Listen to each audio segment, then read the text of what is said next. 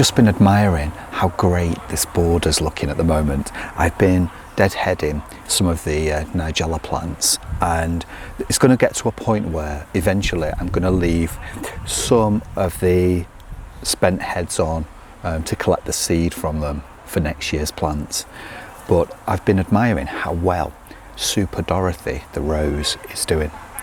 It's a gorgeous rose, Super Dorothy. I would recommend it to anybody. It's not something you would get for scent.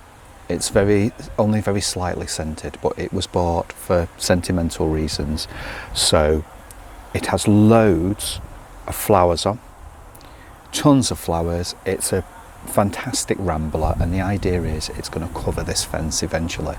It's already mentioned in another video, but it had a recent prune after its first flush of flowers, and it seems to be doing really, really well. It's come back, it's been trained up the fence in a little more of an orderly fashion now, and so we're really pleased with that.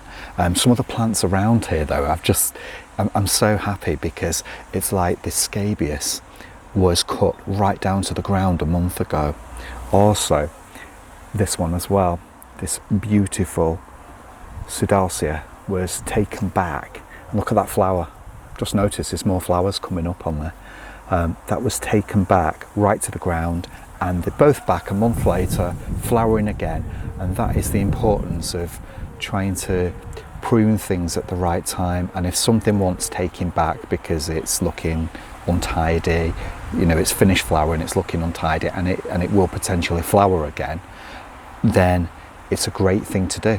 So if you cut them back, you're going to be rewarded with a second gorgeous flush of flowers. And look at this, it's so worth it just to see it flowering again. Earlier when the sun was out, the bees were all over this, and it's just so worthwhile just to take things back, sometimes to the ground, depending on what the plant is, and just to see everything coming back. This geranium, we'd literally chop this back, give it really good chop a while back, and it had finished flowering.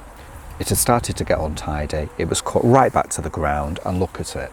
Although this one will not flower again, it gives a fantastic look with its foliage. It's all fresh. It makes the border look rejuvenated, and I just love it. I've also been enjoying going along and popping these seed heads, because they're not needed yet. You know, we don't need them. I'm just deadheading the Nigella, so I just enjoy that sound when you pop the heads. But yeah, it's looking good. It's a really great border, and it's in its infancy. You know, this is the first year that this has been here, and it really is looking great already. We put these annuals in, these Nigella plants, just to really fill in the gaps, because all the plants, when we put them in, they were still very small. So we'll see what happens next year, because chances are the geraniums and everything else will have taken over. But there'll probably be space for either Nigella or some other kind of plants going in there. The wood pigeons are flying around like mad, circling. They're trying to eat on the bird table, so they're quite happy at the moment. But yeah, I think it's really good. I think it's got the makings of a fantastic border, especially eventually when this rose, Super Dorothy, ends up climbing up the fence, and along the top of it she'll look fantastic. I just wanted to bring you over and show you this other little bit of this small border. This Echinacea pallida here that you can see has had a lovely flower on it. It's its first year in, it's its only flower. What happened was, it was in the other border, one of the other borders, and it was being obliterated by slugs. They were just, the whole thing was just eaten to the ground, literally. Anyway, what happened was, it's been moved, and it seems quite happy here where it is.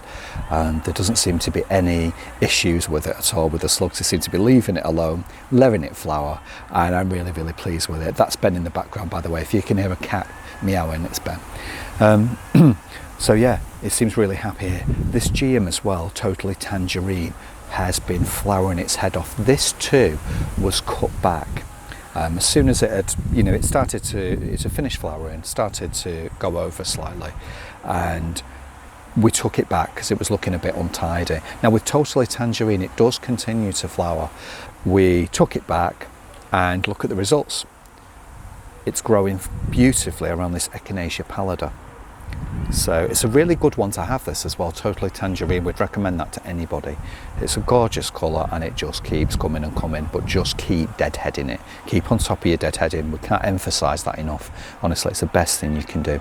Just keep on top of your deadheading. This Lychnis chalcedonica is only quite short this year. It had its first flush of flowers. We then, once they'd finished and started to look untidy, we'd cut it back slightly and it's flowered again. Obviously it's only a small plant. Eventually it will be quite tall and probably take over in a huge clump this area here, but it takes a while to get going, especially in a new border like this. We had to enrich this little bit of border because it hadn't been used for a long time, so it needed quite a lot of enriching first, but it'll be fine. All these plants will grow into the desired height and spread over the next couple of years.